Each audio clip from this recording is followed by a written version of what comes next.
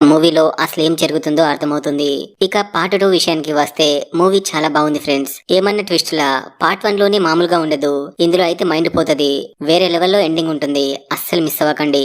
చూడని వాళ్ళు ఎవరైనా ఉంటే లేట్ చేయకుండా చూసేయండి. ఇక స్టోరీలోకి వచ్చేస్తే మూవీ ఓపెన్ అవ్వగానే పొలిమేర 1 లో ఏం జరిగిందో చూపిస్తారు. ఎండింగ్ లో జంగా వాళ్ళన్న కుమరేని పట్టుకోవడానికి సైకిల్ వేసుకొని ఎక్కడికో వెళ్ళిపోతాడు. కానీ వాళ్ళన్నేమో కేరళలో కవితతో హ్యాపీగా ఉంటాడు. అక్కడ సీన్ కట్ చేస్తే ఉత్తరాఖండ్ లో ఒక అఘోరాన్ని చూపిస్తారు. ఆ అఘోర దగ్గరికి ఒక కుర్రాడు వెళ్లి ఇండియాలో దాగి ఉన్న నిద్ర గురించి అడుగుతాడు. అప్పుడు అఘోర నిద్రాశ్రయం చెప్తాడు. మన పూర్వీకులు చాలా తెలివైన వారు, కానీ మన దేశాన్ని పొరుగు దేశం వాళ్ళు చాలా సంవత్సరాలు దోచుకున్నారు.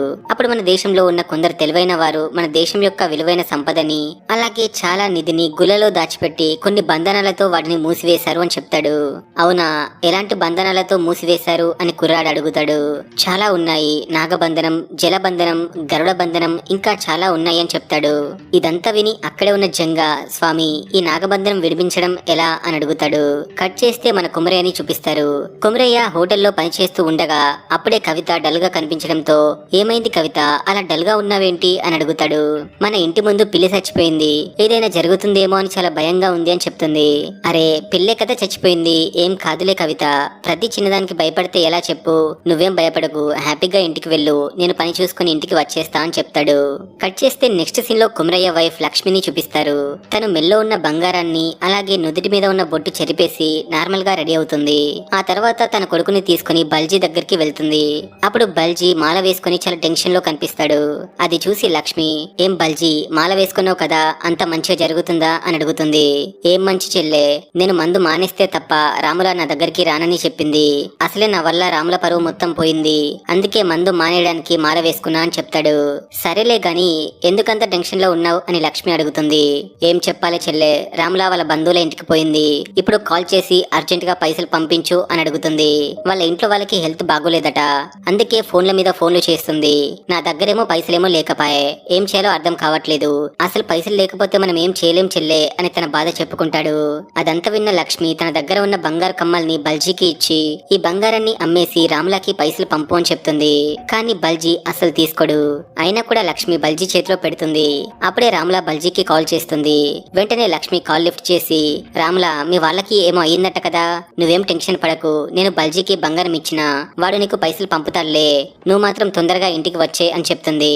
అది విన్న రాముల లక్ష్మికి చాలా థ్యాంక్స్ చెప్తుంది. నెక్స్ట్ సీన్ లో జాస్తిపల్లికి కొత్త ఎస్ఐ రవీంద్ర వస్తాడు. రాగానే రవీంద్ర దగ్గరికి రమేష్ వచ్చి వెల్కమ్ చెప్తాడు. రవీంద్ర రమేష్ ని చూడగానే, ఏయ్ నీ పేరు రమేష్ కదా, న్యూస్ లో మస్తు వైరల్ అయినవులే, సరే ఏంటి కథ, నా దగ్గరికి వచ్చావేంటి అని అడుగుతాడు. ఏముంది సార్, ఊర్లోకి కొత్తగా వచ్చారు, మీకేం కావాలన్నా మేము చేసి పెడతాం, కానీ మాకు కొంచెం సపోర్ట్ గా ఉండండి చాలు అని చెప్తాడు. సరేలే, నేనున్నంత వరకు నీకేం కాదులే, నేను చూసుకుంటా, నువ్వు హ్యాపీగా వెళ్ళిపో అని చెప్తాడు. ఆ తర్వాత రవీంద్ర హెడ్ కానిస్టేబుల్ ని జంగయ్య ఎక్కడ ఉన్నాడు అని అడుగుతాడు.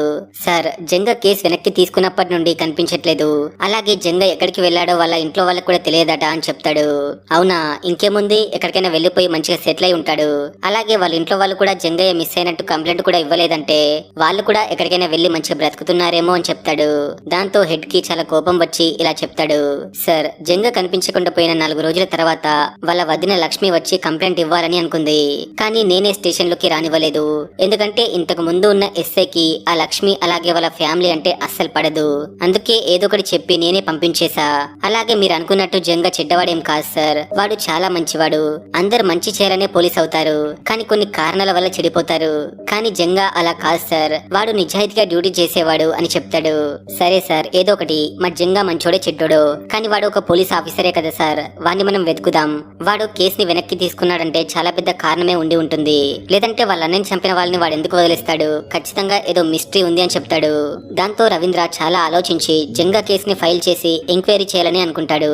అప్పుడే స్టేషన్ కి హైదరాబాద్ నుండి 2 వ్యక్తులు వచ్చి ఒక కంప్లైంట్ ఇస్తారు. ఇటువైపు రవీంద్ర హెడ్ కానిస్టేబుల్ తో కలిసి జంగా గురించి ఎంక్వైరీ చేయడానికి లక్ష్మి వాళ్ళ ఇంటికి వెళ్తాడు. వెళ్ళగానే అక్కడ ఒక రైల్వే ఎంప్లాయ్ ఉంటాడు. అతన్ని చూసి రవీంద్ర, నువ్వు ఎవరు, ఇక్కడ ఏం చేస్తున్నావు అని అడుగుతాడు. అప్పుడు హెడ్, సార్ ఈయన మా ఊర్లోనే ముందు పనిచేసేవాడు, ఇప్పుడు పక్క ఊర్లో పనిచేస్తున్నాడు అని చెప్తాడు. అవును సార్, లక్ష్మిని కలిసి చాలా రోజులు అవుతుంది, చూడాలనిపించి వచ్చా అని చెప్పేసి వెళ్ళిపోతాడు. ఇక రవీంద్ర ఇంటి డోర్ కి ఉన్న నిమ్మకాయలు చూసి ఏంటి ఇది అని అడుగుతాడు. సార్ అది మా మామ ఇచ్చాడు, మాకు ఎలాంటి ప్రమాదం రాకూడదని ఇచ్చారు అని చెప్తుంది. అవునా, ఎవరు మీ మామ అని అడుగుతాడు. ఆయన పక్క ఊర్లో ఉంటాడు అని చెప్తుంది. అప్పుడే బల్జీ పరిగెత్తుకుంటూ రవీంద్ర దగ్గరికి వచ్చి ఏమైంది సార్ అని అడుగుతాడు. ఏం లేదు, కనిపించకుండా పోయినా మీ జంగ కోసం వెతుకుతున్నాం. ఇప్పటి వరకు మాకు సస్పెక్ట్ ఎవరూ లేరు. మీరు మాత్రం ఊరు వదిలి ఎక్కడికి వెళ్ళకండి అని చెప్తాడు. అప్పుడే బాల్జీకి కాల్ వస్తూ ఉంటుంది. వెంటనే రవీంద్ర ఫోన్ తీసుకుని ఏదో చేసి మళ్ళీ ఇచ్చేస్తాడు. అప్పుడే హెడ్ కి ఒక కాల్ వస్తుంది. ఈ ఊరి సర్పంచ్ చనిపోయాడని. వెంటనే ఈ విషయం రవీంద్ర దగ్గరికి వెళ్లి చెప్తాడు. అప్పుడు ఇద్దరు కలిసి సర్పంచ్ ని చూడడానికి గుడికి వెళ్తారు. అక్కడ ఉన్న ఊరి జనం సర్పంచ్ గుడి లోపల చేస్తే బయటికి ఎలా వచ్చాడ్రా అని అనుకుంటూ ఉంటారు.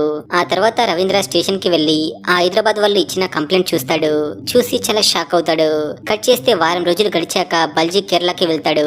అక్కడే శబరిమల దగ్గర కొమరయ్యని చూసి చాలా షాక్ అవుతాడు. దెబ్బకి కొమరయ్య చేసిన అన్ని పనులు గుర్తుకు వస్తాయి. ఇక భయపడుతూనే కొమరయ్యని ఫాలో చేస్తూ ఉంటాడు. అలా కొద్ది దూరం వెళ్ళాక కొమరయ్య మిస్ అయిపోతాడు. దాంతో బల్జీ ఏం చేయలేక అక్కడే కూర్చొని ఫోన్ ఆన్ చేయాలని ట్రై చేస్తూ ఉంటాడు. అప్పుడే కొమరయ్య వచ్చి ఏమ్రా బల్జీ, ఊర్లో అందరు మంచి ఉన్నారా అని అడుగుతాడు. ఇక మనోడు భయపడుతూనే కొమరయ్య దగ్గరికి వెళ్లి ఏరా, నువ్వు చనిపోయావని అందరు అనుకుంటున్నారు. ఊర్లో ఉన్న నీ పిల్లం పరిస్థితి ఏంటో ఆలోచించావా? అలాగే నిన్ను వెతుకుతూ మన జంగగాడు కూడా ఎక్కడికో వెళ్లిపోయిండు. అయినా నువ్వు ఈ కేరళలో ఏం చేస్తున్నావురా అని అడుగుతాడు. కట్ చేస్తే రమేష్ వాళ్ళ ఊర్లో ఉన్న స్కూల్ కి వెళ్లి హ్యాపీగా చదువుకుంటున్న కొమరయ్య కొడుకుని బయటకి లాక్కొచ్చి పడేస్తాడు. ఆ తర్వాత హెడ్ మాస్టర్ దగ్గరికి వెళ్లి ఈ పిల్లోడికి చేతబడులు నేర్పిస్తున్నారా ఏంటి? వీడు కూడా పెద్దయ్యాక వీళ్ళ నాన్న లెక్కనే తయారయ్యేటట్టున్నాడు. వెంటనే వీడికి టీసీ ఇచ్చేయండి, లేదంటే ఈ ఊర్లో స్కూలే ఉండదు అని వార్నింగ్ ఇచ్చి వెళ్లిపోతాడు. ఇక ఆ బుడ్డోడు ఇంటికి వెళ్లి వాళ్ళ అమ్మ లక్ష్మికి జరిగిన విషయం మొత్తం చెప్తాడు. దాంతో తను చాలా బాధపడి వెంటనే బట్టలు మొత్తం ప్యాక్ చేసుకుని వాళ్ళ మామగారి ఊరికి వెళ్తూ ఉంటుంది. మరొక వైపు ఆర్కియాలజీలో వర్క్ చేస్తున్న దేవ్ అనే వ్యక్తిని చూపిస్తారు. దేవ్ దగ్గరికి ప్రకాష్ అనే వ్యక్తి వచ్చి తను జాస్తిపల్లి టెంపుల్ గురించి కలెక్ట్ చేసిన ఇన్ఫర్మేషన్ ఇస్తాడు. సార్, ఈ టెంపుల్ లో చాలా రహస్యాలు దాగి ఉన్నాయని చెప్తాడు. సరే, ఈ విషయం ఎవరికి చెప్పకు అని దేవ్ అంటాడు. కానీ సార్, గవర్నమెంట్ కి చెప్పాలి కదా అని ప్రకాష్ చెప్పగా అవన్నీ ఇప్పుడు వద్దులే గాని నువ్వు హ్యాపీగా దుబాయ్ కి వెళ్లి కొన్ని రోజులు ఎంజాయ్ చేసిరా అని చెప్తాడు. ఆ తర్వాత ఒక వ్యక్తికి కాల్ చేసి దుబాయ్ లో ప్రకాష్ ని చంపేమని చెప్తాడు. మరోవైపు రవీంద్ర హైదరాబాద్ కి వెళ్లి కంప్లైంట్ ఇచ్చిన వాళ్ళని కలుస్తాడు. అప్పుడు వాళ్ళు మా బిడ్డ కనబడట్లేదు అని చెప్తారు. వెంటనే రవీంద్ర వాళ్ళ బిడ్డ రూమ్ లోకి వెళ్లి ఏమైనా క్లూస్ దొరుకుతాయేమోనని వెతుకుతూ ఉంటాడు. అప్పుడే వాళ్ళ కూతురు సిమ్రాన్ ఎవరో కాదు, సర్పంచ్ బిడ్డ అని తెలుస్తుంది. దాంతో రవీంద్రకి పిచ్చిలేస్తుంది. అసలు ఈ సిమ్రాన్ సర్పంచ్ కి బిడ్డగా ఎందుకు నటించింది అని ఆలోచిస్తూ ఉంటాడు. ఇక ఊరికి వెళ్లి హెడ్ కి చెప్పి ఈ ఊర్లో ఏదో జరుగుతుంది అని అంటాడు. మరోవైపు కొమరయ్య దట్టమైన అడవిలోకి వెళ్లి అఘోరాని కలిసి ఒక స్వామీజీ అడ్రస్ కనుక్కుంటాడు. అప్పుడు ఆ అఘోరా దారి చూపిస్తాడు. వెంటనే ఇద్దరు అలా అడవిలో నడుచుకుంటూ మొత్తానికి ఒక స్వామీజీ దగ్గరికి వెళ్తారు. స్వామీజీ కొమరయ్యని చూసి నువ్వు నా దగ్గరికి చాలా లేట్ గా వచ్చావు అని చెప్పి కొమరయ్యని ఒక ప్లేస్ లో కూర్చోబెట్టి స్నానం చేపించి ఏవో మంత్రాలు చదువుతూ నేర్పిస్తూ ఉంటాడు. అలాగే 2 చిన్న కట్టెలు ఇచ్చి కొమరయ్య చెవిలో ఏదో చెప్తూ ఉంటాడు. అప్పుడు కొమరయ్య తన చేతిలో ఉన్న కట్టెలతో ఏదో గీస్తూ ఉంటాడు. ఇదంతా చూసి బల్జీ చాలా భయపడిపోతూ ఉంటాడు. ఇక వెంటనే తన మొబైల్ తీసి ఆన్ చేయడానికి ట్రై చేస్తూ ఉంటాడు. ఈసారి మొబైల్ ఆన్ అవుతుంది. నెక్స్ట్ డే బల్జీ కొమరయ్య దగ్గరికి వెళ్లి రేయ్, అసలు నువ్వు ఏం చేస్తున్నావురా? ఊర్లో చేతబడి చేసి ఇక్కడికి వచ్చి మళ్ళేం చేస్తున్నావు అని అడుగుతాడు. అప్పుడు కొమరయ్య నిజం చెప్పడం స్టార్ట్ చేస్తాడు. అప్పుడే మనకి ఫ్లాష్ బ్యాక్ ని చూపిస్తారు. బోనాల పండక్కి ఇంకా నెల రోజులు ఉన్నప్పుడు మన కొమరయ్యకి ఒక కల వస్తుంది. ఆ కలలో ఒక టెంపుల్ కనిపించి ఆ టెంపుల్లో చాలా బంగారం ఉన్నట్టు కనిపిస్తుంది. దాంతో ఒక్కసారిగా కలలో నుంచి బయటకు వచ్చి ఆటోలో గుడికి వెళ్లి మొక్కుతూ ఉంటాడు. స్వామి, మీరు రోజు నా కలలో కనిపిస్తున్నారు. అది నాకు మంచి చేయడానికో లేక చెడు చేయడానికో నాకు అర్థం కావట్లేదు అని మొక్కుతూ ఉంటాడు. అప్పుడే గుడి మీద ఒక మెరుపు పడి అక్కడ ఉన్న ఐరన్ వస్తువులన్నిటిని టెంపుల్ లాక్కుంటూ ఉంటుంది. అది చూసి కొమరయ్య చాలా షాక్ అయి వెంటనే వాళ్ళ పెద్దనాన్న దగ్గరికి వెళ్లి జరిగిన స్టోరీ మొత్తం చెప్తూ ఆ గుడిలో ఏదో ఉంది, ఇందాకే గుడి దగ్గరికి వెళ్ళినప్పుడు ఏదో ఒకటి జరుగుతూనే ఉంది అని చెప్తాడు. అది విని వాళ్ళ పెద్దనాన్న రే కొమరి, నువ్వేం భయపడకు, అవన్నీ కళలు మాత్రమే, నిజం కావు. నువ్వు రోజు ఆ గుడికి వెళ్లి దేవుడికి మొక్కుతున్నావు కదా, అందుకే కళలోకి వస్తున్నాడు. అలాగే ఆ గుడికి శాపం ఉంది, మళ్ళీ ఆ గుడి లోపలికి వెళ్లి ప్రాబ్లమ్స్ క్రియేట్ చేయకు అని చెప్పి ఇంటికి పంపిస్తాడు. ఇంటికి వెళ్ళగానే లక్ష్మికి కొమరయ్య గుడికి వెళ్ళాడని డౌట్ వచ్చి అడుగుతుంది. అవును వెళ్ళాను, అయితే ఏమైంది ఇప్పుడు అని కొమరయ్య చెప్పగా ఏంటి బావా అలా మాట్లాడతావు, ఆ గుడికి శాపం ఉంది కదా, అలా ఒక్కడివే వెళ్తే ఎలా అని అడుగుతుంది. శాపం ఏంటే, ఎవడో ఏదో అన్నాడని అందరు గుడికి శాపాలు పెట్టుకుని కూర్చున్నారు, అయినా గుడికి శాపం ఏంటే అని చెప్తూ ఉంటాడు. అవన్నీ నాకు తెలీదు, నువ్వు మాత్రం మళ్ళీ గుడికి పోకు, గుడికి పోతే నా మీద ఒట్టే అని చెప్తుంది. సరేలే నువ్వేం బాధపడకు పోన్లే అని అంటాడు. అప్పుడే వాళ్ళ పెద్దనన్న కాల్ చేసి వెంటనే నా దగ్గరికి రారా అని చెప్తాడు. లేట్ చేయకుండా ఆటో వేసుకుని వాళ్ళ పెద్దనాన్నని కలిసి ఏంటి విషయం అని అడుగుతాడు. రే కుమరి, నువ్వు నా దగ్గరికి వచ్చి ఆ గుడి గురించి మాట్లాడావు కదా, అప్పుడు నాకు మీ నాన్న చావు గుర్తుకు వచ్చింది. మనం పూజలు చేసేది దేవుడి కోసమే, అలాగే మన ప్రాణాలు వదిలేసేది ఆ దేవుడి కోసమే అని చెప్తాడు. అది వినగానే కుమరయ్య షాక్ అయ్యి అసలు ఏం మాట్లాడుతున్నారు పెద్దనాన్న, మీరు చెప్పేది నాకేం అర్థం కావట్లేదు అని అంటాడు. అప్పుడే వాళ్ళ పెద్దనాన్న శ్రీకృష్ణుడి కాలం నాటి ఒక స్టోరీ చెప్తాడు. మన పురాణాల ప్రకారం ఒక రోజు విరాట పర్వంలో అజ్ఞాతవాసం చేస్తున్న పాండవులని కలవడానికి శ్రీకృష్ణుడు మన ఊరికి వచ్చి ఒక రోజు నిద్రపోయాడు అని పురాణాల్లో ఉంది. నిజంగానే శ్రీకృష్ణుడు ఈ ఊరికి వచ్చాడని కేరళ రాజైన మార్తండవర్మ చాలా నమ్మాడు. అందుకే ఆయనకి చాలా ఇష్టమైన వైష్ణవ దేవుడిని మన ఊర్లో నిర్మించాలి అనుకున్నాడు. ఆ గుడి కట్టే ముందు మార్తాండ చాలా నిధిని ఈ గుడి కింద పెట్టించాడని చాలా పుకార్లు వచ్చాయి. కానీ అవన్నీ పుకార్లు కావురా, అదే నిజమని మన ఫ్యామిలీకి మాత్రమే తెలుసు. అలాగే ఆ గుడికి ఎవరో క్షుద్ర పూజలు చేసి నాగబంధనం వేశారు. ఆ నాగబంధనం విడిపించడానికి వెళ్లి మీ నాన్న మా నాన్న ఇద్దరు చనిపోయారు. మీ నాన్న చనిపోయే ముందు నిన్ను ఆ గుడికి దూరంగా పెంచమని నాతో చెప్పిండు. అందుకే నిన్ను నా దగ్గర చదివించుకున్నా. కానీ నువ్వు ఆ పిల్ల ప్రేమలో పడిపోయి నీ చదువుని పాడు చేసుకున్నావు. అందుకే నువ్వు మంచిగా బ్రతకాలని నీకు పూజలు నేర్పించిన. అయితే ఇన్ని సంవత్సరాల తర్వాత ఆ గుడి నీ కలలోకి వచ్చిందంటే ఆ గుడి కోసమే నువ్వు పుట్టావురా. ఆ నిధిని తీయడం నీ వల్లే అవుతుంది, ఇంకా ఎవరి వల్ల కాదు. ఆ నాగబంధనం నువ్వు తెంచాలంటే నీ బంధం తెంచుకోవాలి. నువ్వు ప్రాణంగా ప్రేమించిన ఎవరినైనా నరబలి ఇవ్వాలి, ఆఖరికి నన్నైనా సరే. అలాగే నువ్వు వాళ్ళని ఎంత ప్రేమిస్తున్నావో వాళ్ళు కూడా నిన్ను అంతే ప్రేమించాలి. నువ్వు బలి ఇచ్చేది ఇక్కడ కాదు, కేరళలోని ఒక అడవి ప్రాంతంలో బలి ఇవ్వాలి. ఎందుకంటే ఈ గుడి కట్టే ముందు మొదటి పూజ అక్కడే చేశారు కాబట్టి అని చెప్తాడు. ఈ స్టోరీ అంతా విన్న బల్జీ చాలా షాక్ అవుతూ అసలు ఏం చెప్తున్నావురా నువ్వు, ఆ గుళ్ళో ప్రాణం తీసేంత బంగారం ఉందారా అని అడుగుతాడు. సరే గాని ఆ గుళ్ళో నిధి ఉందని నీకు పెద్దనాన్నకి తప్ప ఇంకెవరికైనా తెలుసా అని అడుగుతాడు. కట్ చేస్తే నెక్స్ట్ సీన్ లో లక్ష్మిని చూపిస్తారు. లక్ష్మి తన కొడుకుని తీసుకుని వాళ్ళ మామ దగ్గరికి వెళ్తుంది. వెళ్ళగానే వాళ్ళ మామతో మాట్లాడుతూ కుమరయ్య ఇంట్లో నుండి వెళ్లే ముందు నీ దగ్గరికి వచ్చాడు కదా మామ, కానీ నాకెందుకు చెప్పలేదు అని అడుగుతుంది. ఎందుకంటే వాడు ఇంకా కవితని మర్చిపోలేదు అని చెప్పి కుమరయ్య కవితని కలిసిన స్టోరీ చెప్తాడు. మన కుమరిగాడు బలి ఎవరిని ఇవ్వాలి అని చాలా ఆలోచించాడు. నువ్వు నీ కొడుకు ఇద్దరు వాడికి ప్రాణమే. అప్పుడే ఊర్లోకి కవిత వచ్చింది. దాంతో కుమరిగాడు ఆగమాగం అయిపోయాడు. వాడికి నీకన్నా ఆ కవిత అంటేనే ఎక్కువగా ఇష్టం అని అప్పుడు అర్థమైంది. వెంటనే వాడు కవితని కలవడానికి గుడికి వెళ్ళాడు. వాళ్ళిద్దరూ కలుసుకుని మంచిగానే మాట్లాడుకున్నారు. అప్పుడు కుమరిగాడు నేనంటే ఇష్టమా కాదా అని కవితని అడిగాడు. అప్పుడు కవిత చిన్నప్పుడు నువ్వంటే మస్తు ఇష్టం ఉండే, అందరికంటే నువ్వే ఎక్కువగా ఇష్టం ఉండే, కానీ ఇప్పుడు మా ఆయన నన్ను చాలా హ్యాపీగా చూసుకుంటున్నాడు అని కుమిరితో చెప్తుంది. ఆ తర్వాత కుమిరి బలి పూజ చేసే ముందు వాస్తు పూజ చేయడానికి గుడికి వెళ్ళాడు. అప్పుడే కుమిరిగాడికి సర్పంచ్ అలాగే వాడి కూతురు కనిపించింది. గుడిలో నిధి ఉన్న విషయం వాళ్ళకి కూడా తెలిసిపోయింది అని కుమిరిగాడికి అర్థమైంది. అప్పుడే కవితని ఈ ఊరి జనాలకి తెలియకుండా ఎలా తీసుకెళ్లాలో ఒక ఆలోచన వచ్చింది. వెంటనే చేతబడి చేసి రేణుక అవతారాన్ని కవితతో పాటే సర్పంచ్ బిడ్డ మీద కూడా ప్రయోగించాడు. ఆ తర్వాత బొమ్మని మట్టిలో పెట్టి పూజ చేశాడు.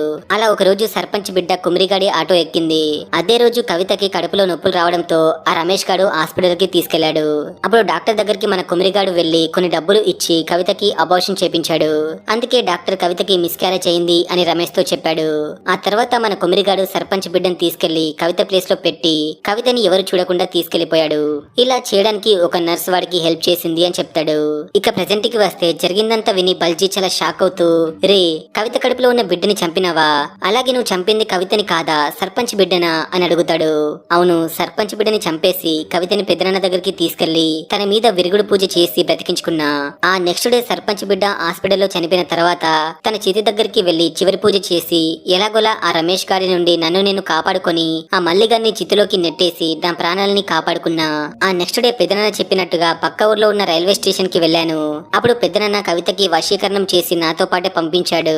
అలాగే నా చేతికి ఒక తాయెత్తు కట్టి మంత్రించిన తీర్థం ఇచ్చి రోజు మర్చిపోకుండా తాగమని చెప్పాడు. ఆ తర్వాత కవితని తీసుకొచ్చి ఇచ్చి నాతో కేరళకి పంపించాడు. ఇక మేము కేరళ వచ్చి కొన్ని రోజులు హ్యాపీగా ఉన్నాం. కవిత నన్ను చాలా ఇష్టపడింది అని చెప్తాడు. మరోవైపు దేవుని చూపిస్తారు. దేవు దగ్గరికి అతని పిఏ వచ్చి సార్ ప్రకాష్ ని ఎందుకు చంపాలని అనుకున్నారు అని అడుగుతుంది. అప్పుడు దేవ్ జరిగిన స్టోరీని చెప్తాడు. 6 months బ్యాక్ దేవ్ దగ్గరికి ఆర్కియాలజీ డిపార్ట్మెంట్ లో పనిచేస్తున్న ఇద్దరు అమ్మాయిలు వస్తారు. అందులో సిమ్రాన్ కూడా ఉంటుంది.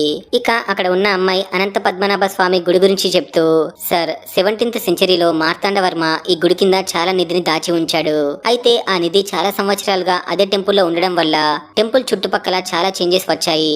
కొత్త రకమైన చెట్లు పెరగడం అలాగే కొత్త రకం పాములు వచ్చాయి అని చెప్తుంది. సరే ఇవన్నీ నాకెందుకు చెప్తున్నావు అని దేవ్ అడగ్గా సార్ ఇలాంటి చెట్లని అలాగే పాములని రీసెంట్ గా మన టీం జాస్తిపల్లిలో ఉన్న ఒక టెంపుల్ లో కనిపెట్టారు అని చెప్తుంది. అవునా, ఈ జాస్తిపల్లి గుడికి అనంత పద్మనాభ టెంపుల్ కి ఏమైనా లింక్ ఉందా అని దేవ్ అడుగుతాడు. అవును సార్, మార్తాండవర్మ అనంత పద్మనాభ గుడి లాగానే ఇంకా 12 వైష్ణవ దేవాలయాల్ని కట్టించాడు. వాటన్నిటిలో విష్ణుమూర్తి విగ్రహాలు ఉన్నాయి. అలాగే జాస్తిపల్లిలో కూడా ఒంటికాలి మీద నిల్చున్న విష్ణుమూర్తి విగ్రహం ఉంది. సో మా రీసెర్చ్ ప్రకారం ఈ జాస్తిపల్లి గుడిలో చాలా నిధి ఉండి ఉంటుంది. అలాగే మనం కన్ఫర్మ్ చేసుకోవడానికి మన టీంలో ఎవరైనా ఆ గుడికి వెళ్ళాలి అని చెప్తుంది. వెంటనే జాస్తిపల్లి సర్పంచ్ ని పిలిపించి మీ ఊర్లో ఉన్న గుడిని ఎందుకు మూసేశారు అని అడుగుతాడు. అప్పుడు సర్పంచ్, సార్ మా ఊర్లో ఉన్న దేవుడు ఒంటికాల మీద నిల్చొని ఉన్నాడు. అది ఊరికి మంచిది కాదని 100 ఏళ్ల క్రితమే ఆ గుడిని మూసేశారు. అయినా మా గుడితో మీకేంటి సార్ సంబంధం అని అడుగుతాడు. అవన్నీ నీకు అనవసరం, కానీ మీ గుడితో మాకు కొంచెం పని ఉంది. మీ ఊరి జనాలకి తెలియకుండా మేము మా పని చూసుకోవాలి. దానికోసం నీకు 5 కోట్లు ఇస్తా అని చెప్తాడు. కానీ సర్పంచ్ అస్సలు ఒప్పుకోడు. దేవుడితో ఆటలు ఆడుకోవద్దు అని చెప్తాడు. అది విని దేవ్ ఈసారి 20 కోట్లు ఇస్తా అని చెప్తాడు. దాంతో సర్పంచ్ ఒప్పుకొని ఆ గుళ్ళో నాకు 20 కోట్లు ఇచ్చేంత ఏముంది సార్ అని అడుగుతాడు. కానీ ఎవరు కూడా చెప్పరు. అప్పుడు దేవ్ తన స్టూడెంట్ అయిన సిమ్రాన్ ని సర్పంచ్ కి కూతురుగా జాస్తిపల్లికి పంపిస్తాడు. వెళ్ళగానే సిమ్రాన్ గుడి లోపలికి వెళ్లి ఏమైనా దొరుకుతుందేమోనని వెతకడం మొదలు పెడుతుంది. అప్పుడు సిమ్రాన్ కి అనంత పద్మనాభ గుడిలో చూసిన కొన్ని గుర్తులు కనిపిస్తాయి. వెంటనే వాళ్ళ బాస్ కి చెప్తుంది. అప్పుడే కుమరయ్య గుడిలోకి వచ్చి వాళ్ళు మాట్లాడుకుంది మొత్తం విని సౌండ్ చేస్తాడు. దాంతో సిమ్రాన్ చాలా భయపడిపోయి గుడి లోపల నుండి బయటికి వెళ్లిపోతుంది. నెక్స్ట్ డే దేవ్ సర్పంచ్ కి కాల్ చేసి, సర్పంచ్ మీ గుడిని తవ్వాలి, దానికి కావాల్సిన పనులు చూడు అని చెప్తాడు. వెంటనే సర్పంచ్ తన మనుషులకి చెప్పి గుడిని తవ్వడానికి ఒప్పిస్తాడు. ఆ తర్వాత సిమ్రాన్ దగ్గరికి వెళ్లి తనకి కూడా చెప్పాలని అనుకుంటాడు. కానీ సిమ్రాన్ బాడీ మొత్తం ఏవో వింత ర్యాషెస్ కనిపిస్తాయి. దాంతో సర్పంచ్ చాలా భయపడిపోయి కార్లో పని మీద గుడి దగ్గరికి వెళ్తూ ఉంటాడు. అప్పుడే తన కార్ కి యాక్సిడెంట్ అయి చనిపోతాడు. సర్పంచ్ చనిపోయాక సిమ్రాన్ హైదరాబాద్ కి వెళ్ళడానికి మన కుమరయ్య ఆటో ఎక్కుతుంది. నెక్స్ట్ డే దేవ్ జాస్తిపల్లికి వెళ్లి కొత్త సర్పంచ్ ని కలిసి మీ గుడి మాకు కావాలి అని అడుగుతాడు. అవునా, దానికి ఖర్చు అవుతుంది కదా, 5 కోట్లు కావాలి అని అడుగుతాడు. 5 కాదు 10 ఇస్తా, ఈ ఊరి జనాలకి తెలియకుండా చూసుకో అని దేవ్ చెప్తాడు. ఇక 10 కోట్లు అనగానే సర్పంచ్ ఒప్పేసుకుంటాడు. కానీ నెక్స్ట్ డే ఉదయాన్నే అదే గుళ్ళో సర్పంచ్ చనిపోతాడు. దాంతో దేవ్ కి చాలా కోపం వచ్చి ఆ గుళ్ళో ఉన్న నిధిని బయటకు తీసేవాడే లేడా అని తన మనిషిని అడుగుతాడు. అప్పుడు అతను ఒకే ఒక్కడు ఉన్నాడు అని చెప్తాడు. ఇక ప్రెసెంట్ కి వస్తే కుమరయ్య అలాగే బల్జీ అలా నడుచుకుంటూ వెళ్తూ ఉంటారు. అప్పుడు బల్జీ, రే కుమరి, కవితని ఇంత కష్టపడి కేరళకి తీసుకొచ్చింది, తనని చంపడానికా అని అడుగుతాడు. అవును చంపడానికే, కానీ చంపి చాలా రోజులు అవుతుంది అని చెప్తాడు. అది విన్న బల్జీకి దెబ్బకు నరాలు కట్ అయిపోతాయి. ఇక అప్పుడే ఎలా చంపాడో చూపిస్తారు. పాపం తను ప్రేమగా కుమరిని దగ్గరికి తీసుకుంటుంది. కానీ మనోడు ఒక కత్తి తీసుకొని కవిత పీక కట్ చేసి తన బ్లడ్ ని పట్టుకుని బలి పూజ స్టార్ట్ చేస్తాడు. ముందుగా కొన్ని మంత్రాలు చదివి ఆ తర్వాత కవిత రక్తాన్ని తాగుతాడు. మళ్ళీ కొంచెం రక్తాన్ని తీసుకొని తన బాడీ మొత్తం పూసుకొని మంత్రాలు చదువుతూ కవిత రక్తాన్ని తన నెత్తి మీద పోసుకొని గట్టిగా అరుస్తూ పూజ పూర్తి చేస్తాడు. ఇదంతా విని బల్జీ వణికిపోతూ ఉంటాడు. అప్పుడే ఎస్ఐ రవీంద్ర ఎంట్రీ ఇచ్చి, వాహ్ ఏం చెప్పావరా కుమరిగా, నీ కథలో ఇన్ని ట్విస్టులు ఉన్నాయంట్రా, వింటుంటే నరాలు కట్ అయిపోతున్నాయి. సరేలే గాని నేను మీ ఊరికి కొత్తగా వచ్చిన ఎస్ఐని, నేను మీ తమ్ముడిని పట్టుకుందాం అని వెతుకుతుంటే బంగారం లెక్క నువ్వే దొరికినావు కదా అని చెప్పి అరెస్ట్ చేయాలని అనుకుంటాడు. కానీ కుమరయ్య నేను రానని చెప్తాడు. అప్పుడు ఎస్ఐ, అరే కుమరిగా, పాపం అమాయకుల్ని ఎందుకు చంపావురా, వాళ్ళు ఏం పాపం చేశారా అని అడుగుతాడు. సార్ నేను ఎవరికి అన్యాయం చేయలేదు, మంచి చేయాలంటే చెడు చావాలి అని చెప్తాడు. అయినా నేనేం చేస్తున్నానో మీకు ఎవరికి చెప్పినా అర్థం కాదులే గాని నన్ను వదిలేసి వెళ్లిపోండి అని చెప్తాడు. రే ఎందుకు తెలియదురా, నువ్వు ఆ గుడి కోసమే చేస్తున్నావని తెలిసిపోయింది అని అంటాడు. అవునా, అయితే మా నాన్న ఎలా చనిపోయారో కూడా తెలిసే ఉంటుందే. మా నాన్న చావుకి ఒక అర్థం తీసుకుని వస్తా, అలాగే నిధితో వచ్చి మా ఊరి జనాల బ్రతుకుల్ని మార్చేస్తా అని కుమరి చెప్తాడు. అవునా, ఊరి జనాల బ్రతుకుల్ని మార్చడానికి గవర్నమెంట్ ఉంది కదా అని రవీంద్ర చెప్తాడు. సార్ మీ గవర్నమెంట్ కూడా మా ఊర్లో ఉన్న సర్పంచ్ లాంటిదే, ఎప్పటికీ మారదు అని చెప్పి ఒక ఇంపార్టెంట్ విషయం చెప్తాడు. సార్ ఆ నిధిని బయటకు తీయడం ఎవరి వల్ల కాదు, నేను నిధి కోసమే పుట్టిన, ఎన్నో నెలలు అడవిలో పూజలు చేసిన, ఇష్టమైన వాళ్ళని చంపుకున్నా అని చెప్తాడు. దాంతో వాళ్ళిద్దరి మధ్య చాలా పెద్ద ఫైట్ జరుగుతుంది. ఆ తర్వాత కుమరయ్య మంత్రాలు చదువుతూ అడవిలో నుండి కనిపించకుండా పోతాడు. ఆ తర్వాత బల్జీ రవీంద్ర దగ్గరికి వెళ్లి, సార్ నేను కేరళ వచ్చానని మీకెలా తెలిసింది అని అడుగుతాడు. ఓ అదా, ఆ రోజు నీ ఫోన్ తీసుకున్నా కదా, అప్పుడే ఒక లొకేషన్ ట్రాకర్ ని యాప్ లో ఇన్స్టాల్ చేశా, నువ్వు ఎక్కడికి వెళ్ళినా నాకు తెలిసిపోతుంది, అందుకే వెతుక్కుంటూ ఇక్కడికి వచ్చా అని చెప్తాడు. సరే సార్, ఇప్పుడు మా కుమరిగాన్ని పట్టుకుని ఏం చేస్తారేంటి, వాడు ముందులా లేడు సార్, చాలా మారిపోయాడు, ఊర్లో కవితని చంపాలనుకుని సర్పంచ్ బిడ్డని చంపాడు, మళ్ళీ కవితని కేరళకి తీసుకొచ్చి ఇక్కడ చంపేశాడు అని చెప్తాడు. అది వినగానే రవీంద్ర చాలా షాక్ అవుతాడు. వెంటనే బల్జీ దగ్గరికి వచ్చి, రే బల్జిగా, గుండెని గట్టిగా చేసుకో, ఇప్పుడు నేను చెప్పేది విని నీ గుండె ఆగిపోవచ్చు అని చెప్తాడు. ఏంటో అని బల్జీ అనుకుంటూ ఉంటాడు. అప్పుడు రవీంద్ర అసలు నిజం చెప్తాడు. రే బల్జీ, కొమ్రిగాడు కేరళకి తీసుకొచ్చి చంపింది కవితని కాదురా, నీ పిల్లం రామ్లాని అని చెప్తాడు. అప్పుడే మనకి ఏం జరిగిందో చూపిస్తారు. కుమరయ్య వాళ్ళ పెద్దనన్నతో కలిసి కవితకి విరుగుడు పూజ చేస్తూ ఉండగా ఒక గద్ద వచ్చి పూజకి ఆటంకం కలిగించడంతో కుమరి మంత్రాలని చదవడం ఒక క్షణం ఆపేస్తాడు. దాంతో పూజలో ఉన్న కవిత మంత్రాలు చదవడం ఆపేయడంతో అక్కడే చనిపోతుంది. కవిత చనిపోవడం చూసి వాళ్ళ పెద్దనాన్న కుమరికి చెప్పాడు. చెప్తే కుమరి నిధిని దక్కించుకోవడంలో అర్హత కోల్పోతాడు అని చెప్పాడు. వెంటనే ఏదో ఒక ప్లాన్ వేసి ఆ తర్వాత కుమరి దగ్గరికి వెళ్లి, రే కుమరి, ఇక్కడ పూజ పూర్తయింది, రేపు సర్పంచ్ కూతురి చితి దగ్గర చివరి పూజ చేసి నెక్స్ట్ డే పక్క ఊర్లో ఉన్న రైల్వే స్టేషన్ కి రారా, నేను కవితను తీసుకుని వస్తా అని చెప్తాడు. కుమరి వెళ్లిపోయాక అతను కవిత వెంట్రుకలు కట్ చేసి కవిత స్కిన్ తో తాయత్తులు తయారు చేస్తూ ఉంటాడు. అప్పుడే రాములా వచ్చి, ఏమైంది మామ, నన్ను ఎందుకు పిలిచావు అని అడుగుతుంది. చూడు రాములా, నేను నీకు చిన్నప్పుడు ఒక మాట ఇచ్చిన కదా, ఇప్పుడు అది నిజం చేయబోతున్నా అని చెప్తూ, నువ్వు కొమిరిగాడితో బ్రతకాలనుకున్నావు కదా, ఇప్పుడు అది జరగబోతుంది, కానీ నేను చెప్పినట్టు నువ్వు చేయాలి అని చెప్తాడు. అవునా మామ, ఏం చేయాలి అని అడుగుతుంది.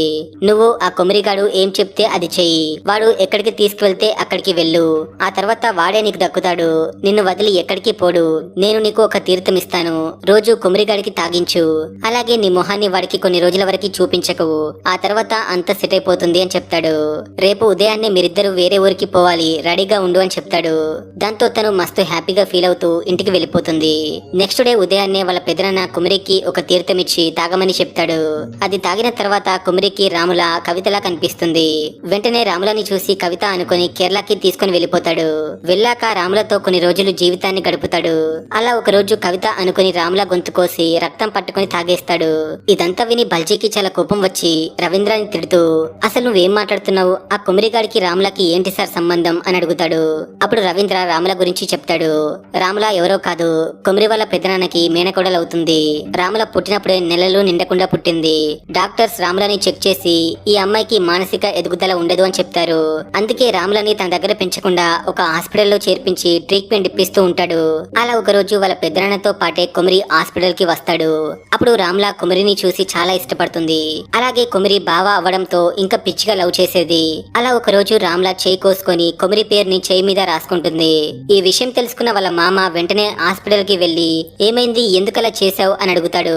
నాకు బావ అంటే చాలా ఇష్టం, నువ్వు ఎప్పుడు హాస్పిటల్ కి వచ్చినా కూడా బావని తీసుకొని రావు, అందుకే చేయి కోసుకుంటేనైనా బావని తీసుకొని వస్తావని అనుకున్నా, అందుకే కోసుకున్నా, కానీ నువ్వు మళ్ళీ బావని తీసుకొని రాలేదు అని చెప్తుంది. సరే బిడ్డ, నువ్వు మంచిగా చదువుకో, నేను బావని తీసుకొని వస్తా అని చెప్తాడు. అలా 10 సంవత్సరాలు గడుస్తాయి. మన కుమరయ్య లక్ష్మిని పెళ్లి చేసుకుని ఇంటికి తీసుకొని వస్తాడు. అది చూసి వాళ్ళ పెద్దనాన్న చాలా షాక్ అయిపోతాడు. ఈ విషయం తెలుసుకున్న రాముల పిచ్చి పట్టినట్టు చేస్తుంది.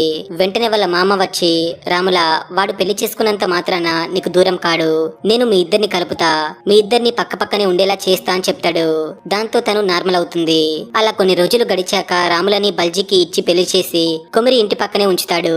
కానీ కుమరికి రాముల తన మరదలు అని తెలియదు. ఇదంతా వింటున్న బల్జీ అయోమయంలో ఉంటాడు. అసలు ఏం జరుగుతుందో అర్థం కాదు. సార్, మీరు ఇవన్నీ విషయాలు ఎలా తెలుసుకున్నారు అని అడుగుతాడు. అప్పుడు జరిగింది చెప్తాడు.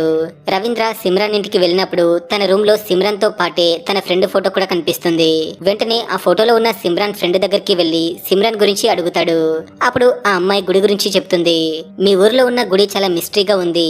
సిమ్రాన్ గుడికి వెళ్లి తన రిజల్ట్ కలెక్ట్ చేసి నాకు కూడా పంపించింది.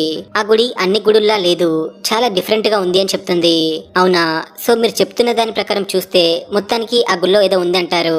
ఇక రవీంద్ర సరే అని చెప్పి ఆ గుళ్ళోకి వెళ్లి ఏదైనా దొరుకుతుందేమో అని వెతుకుతూ ఉంటాడు. అప్పుడే ఒక గవ్వ కనిపిస్తుంది. వెంటనే ఆ గవ్వని తీసుకుని కొమరయ్య వాళ్ళ పెద్దనాన్న దగ్గరికి వెళ్లి మ్యాటర్ మొత్తం తెలుసుకుంటాడు. అలాగే అతను చెప్పింది నిజమో కాదో అని బల్జీ రాములకి పంపిన పైసలు ఎక్కడ విత్డ్రా అయ్యాయో ఎంక్వైరీ చేస్తాడు. అప్పుడు రాముల కేరళలో విత్డ్రా చేసింది అని తెలుసుకుంటాడు. ఇక ప్రెజెంట్ కి వస్తే మనోడికి పిచ్చిలేస్తుంది. రవీంద్ర కుమరి ఇంకొక తప్పు చేయకుండా అడ్డుకోవాలని అనుకుంటూ ఉంటాడు. ఇక పున్నమి రోజున కుమరయ్య వాళ్ళ ఊరి గుడిలోకి వెళ్లి కేరళలో స్వామీజీ చెప్పిన పూజని గుళ్ళో చేస్తూ మంత్రాలు చదువుతూ ఉంటాడు. అప్పుడు దాదాపుగా ఒక 300 పాములు వచ్చి చూస్తాయి. పూజ అయిపోయాక గుడి లోపలికి వెళ్లి నిధి కోసం వెతుకుతూ ఉంటాడు. అప్పుడు తన దగ్గర ఉన్న మ్యాప్ హెల్ప్ తో గుడిలో ఉన్న సీక్రెట్ డోర్ ని కనిపెట్టి లోపలికి వెళ్తాడు. అక్కడ ఏదో చూసి డిఫరెంట్ గా ఫీల్ అవుతాడు. ఆ తర్వాత లక్ష్మి దగ్గరికి వెళ్తాడు. లక్ష్మి కొబ్బరిని చూడగానే చాలా హ్యాపీగా ఫీల్ అవుతూ ఇంట్లోకి తీసుకెళ్లి ప్రేమగా అన్నం పెడుతూ, నువ్వు గుళ్ళోకి వెళ్లి వచ్చావు కదా అని అడుగుతుంది. అవును, ఊర్లోకి వచ్చి వచ్చే ముందు దేవుడికి మొక్కి వచ్చాను అని చెప్తాడు. అవునా, సరే మరి నిధి కనిపించిందా అని అడుగుతుంది. నాకెలా తెలుసని అనుకోకు, మీ పెద్దనాన్ని అడిగి తెలుసుకున్నా అని చెప్తుంది. సరే లక్ష్మి, నీకంతా తెలిసిపోయిందని నాకు అర్థమవుతుంది, కానీ నేను ఏం తప్పు చేయట్లేదు అని చెప్తాడు. అవును బావా, నువ్వేం తప్పు చేయలేదు, కానీ పాపం చేసినావు. ఎలాంటి తప్పు చేయని కవితని అలాగే సర్పంచ్ బిడ్డని చంపినావు. వీళ్ళిద్దరిని వదిలేయి, కానీ మన రాములని ఎందుకు చంపినావు అని అడుగుతుంది. అది వినగానే కుమరయ్య చాలా షాక్ అవుతాడు. నాకు ఆ స్టేషన్ లో పనిచేస్తున్న సాంబయ్య చెప్పాడు, ఆ రోజు పెద్దనాన్న నిన్ను రాములని ట్రైన్ ఎక్కించేటప్పుడు చూశాడంట. వెంటనే నేను రాములకి పెద్దనాన్నకి లింక్ ఏంటని రాముల గురించి తన ఇంట్లో వెతికాను. అప్పుడు రాముల మీ పెద్దనాన్నతో దిగిన ఫోటో కనిపించింది. వెంటనే మీ పెద్దనాన్న ఇంటికి వెళ్లి రాముల గురించి అడిగినా అప్పుడు మామ ఏమన్నాడో తెలుసా? రాములాని చంపడంలో తప్పులేదన్నాడు. అందుకే మీ పెద్దనాన్నకి విషం పెట్టి చంపేశా అని చెప్తుంది. అప్పుడే కుమరయ్య కూడా కింద పడిపోతాడు. సో మనోడికి కూడా విషం పెట్టి ఉంటుంది, అందుకే పడిపోతాడు. అప్పుడు కుమరయ్యకి ఒక విషయం చెప్తుంది. చూడు బావా, చనిపోయిన మీ పెద్దనాన్నకి నువ్వు మైకంలో ఉండి రాములాని చంపావని తెలిసి ఉండొచ్చు, కానీ నాకు తెలుసు బావా, నువ్వు రాములా అని తెలిసే చంపావని. మిమ్మల్ని ఒక ట్రాన్స్జెండర్ చూసి నాతో చెప్పింది అని తెలుసుకున్నాను చెప్తుంది. అది వినగానే కుమరయ్య కాళ్ళు చేతులు పడిపోతాయి. అయినా లక్ష్మి కుమరయ్యని పట్టించుకోకుండా మాట్లాడుతానే ఉంటుంది. చూడు బావా, మన బ్రతుకులు మారాలంటే మనం చదువుకోవాలి, ఇలా చేస్తే మనం మారం. అందుకే నా కొడుకుని చదివించడానికి ఆ రమేష్ గారి ఇంటికి వెళ్లి వాళ్ళ కాళ్ళ మీద పడి నా కొడుకుని చదివించుకుంటున్నా అని చెప్తుంది. చూడు బావా, నువ్వంటే నాకు ఎంత ఇష్టమో తెలుసా? 15 సంవత్సరాల క్రిందట మా నాన్న ఏదో దయ్యం పట్టిందని మీ పెద్దనాన్న దగ్గరికి తీసుకుని వచ్చాడు. అప్పుడు మా నాన్న కూడా నన్ను కాపాడడానికి చాలా భయపడ్డాడు, కానీ ఏం భయపడకుండా నువ్వు నన్ను కాపాడావు. అందుకే ఆ రోజు నుండి నిన్ను ఇష్టపడ్డా అని చెప్తుంది. కానీ ఇప్పుడు నిన్ను చంపి నేను కూడా చేస్తా అని చెప్పి తను కూడా విషం కలిపిన అన్నం తింటుంది. ఆ తర్వాత ఒక కత్తి తీసుకొచ్చి కుమరిని చంపాలని చూస్తుంది. అప్పుడే ఒక వ్యక్తి వచ్చి లక్ష్మిని షూట్ చేసి చంపేస్తాడు. తను చనిపోయే చివరి క్షణం వరకే కుమరిని తలుచుకుంటూ చనిపోతుంది. నెక్స్ట్ డే బల్జీ ఊర్లోకి వచ్చి ఇద్దరిని కాల్ చేస్తాడు. ఒక బాడీ అయితే లక్ష్మిది, ఇంకో బాడీ ఎవరిదో తెలీదు, మేబీ వాళ్ళ పెద్దనాన్నది అనుకుంటా. ఇక బల్జీ రవీంద్రతో మాట్లాడుతూ, సార్ మా జంగా లక్ష్మిని వదిన లెక్క ఎప్పుడూ చూడలేదు, ఒక తల్లిలానే చూశాడు, కానీ ఇప్పుడు ఆ తల్లి చనిపోయింది అని తెలిస్తే వాడు తప్పకుండా వస్తాడు. వాడెక్కడ ఉన్నాడో మీకు తెలిసే ఉంటుంది కదా సార్ అని అడుగుతాడు. అప్పుడే జంగా రవీంద్రకి కాల్ చేసి, సార్ మేము వచ్చిన పని అయిపోయింది, మేము నడుచుకుంటూ ఊరికి వస్తున్నాం, ఇంకా 21 days పడుతుంది అని చెప్తాడు. కట్ చేస్తే దేవ్, రవీంద్ర అలాగే సిమ్రన్ ఫ్రెండ్ ముగ్గురు కొత్తగా వచ్చిన వ్యక్తితో ముచ్చట్లు పెడుతూ ఉంటారు. ఇక్కడితో మా ఊరి పులిమేర పార్ట్ 2 అయిపోతుంది ఫ్రెండ్స్. పార్ట్ 3 కూడా ఉంది, ఎప్పుడు తీస్తారో త్వరగా తీస్తే బాగుంటుంది. ఆ ట్విస్ట్లకి పిచ్చిలేస్తుంది.